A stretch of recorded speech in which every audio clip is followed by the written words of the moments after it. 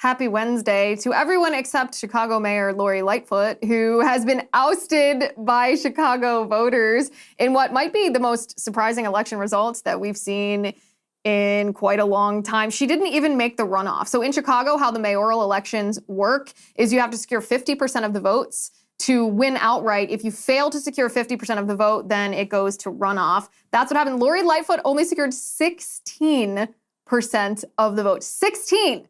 She was defeated by two other people. Paul Vallis got 35% of the vote. Brandon Johnson got 20%. And then in third came Lori Lightfoot. So she's out. We don't know who the new mayor of Chicago will be yet until the runoff, but Lori Lightfoot is gone.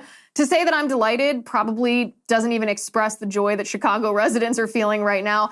The interesting part of this race, the very interesting part of this race is that it's centered on crime in Chicago.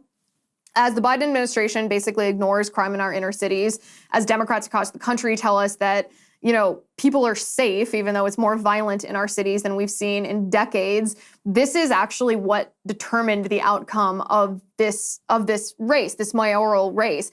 They made it about crime. And the candidates challenging Lori Lightfoot challenged her on her record on crime. She's presided over Chicago that had a homicide rate during her tenure that was the highest homicide rate in 25 years.